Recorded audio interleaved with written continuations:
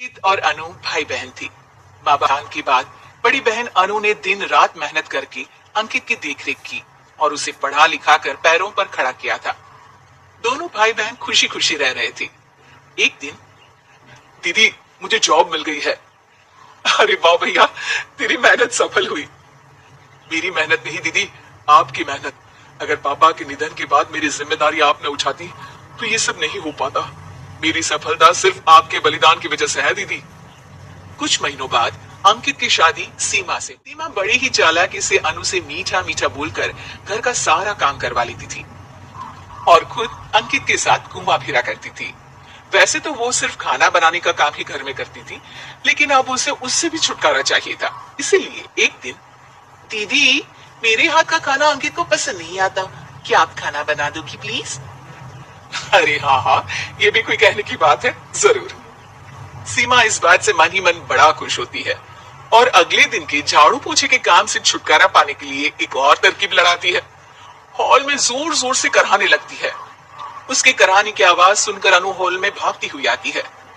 क्या हुआ सीमा? दीदी लगता है मेरी कमर अकड़ गई है। वो क्या है ना, मुझे झाड़ू पोछा करने की आदत नहीं है ना। मेरी मम्मी पापा ने मुझसे कभी ये काम नहीं करवाया। अरे कोई बात नहीं, झाड़ू पोछा ही तो है, मैं कर लिया करूंगी। ऐसे ही धीरे धीरे सीमा ने घर के सारे कामों का बोझ अनु पर डाल दिया। घर का सारा काम अनु करती थी, फिर भी सीमा को अनु से छुटकारा चाहिए था। इसलिए एक दिन वो अंकित के ऑफिस से लौटने से ठीक पहले ढेर सारे कपड़े लेकर धोने का नाटक करने बैठ जाती है। अरे सीमा, इतने कपड़े? अब क्या करूं, अकेली पड़ जाती हूँ, करना तो मुझे ही है ना। अरे दीदी से मदद ले लेती। अच्छा, ताकि सारा जमाना कहे कि भाभी बड़ी ननद से काम करवा रही है।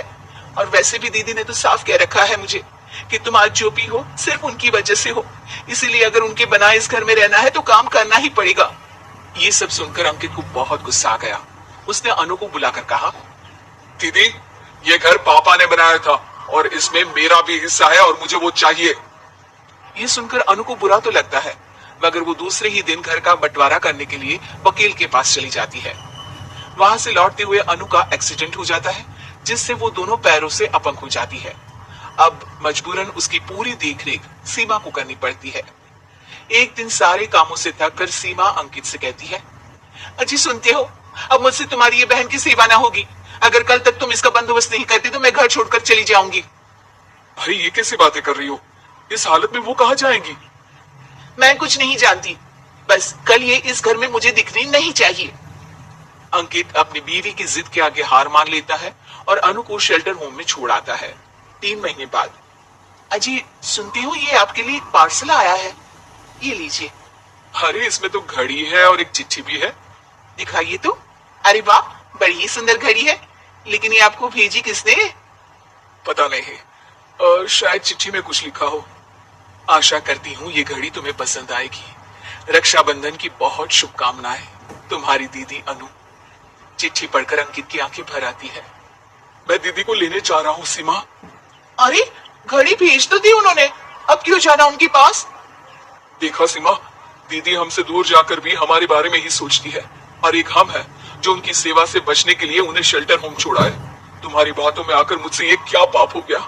मैं जा रहा हूँ दीदी को लेने, और जब मैं वापस आऊं तो तुम मुझे हमारे घर में मत दिखना। इतना कहकर अंकित अनु को लेने निकल जाता है। वहां पहुंचकर, दीदी मुझे माफ कर दो, मैं तुम्हें लेने आया हूँ। भाई आज तो राखी है, आज तो मैं मना कर भी नहीं सकती। दोनों घर पहुंचते हैं।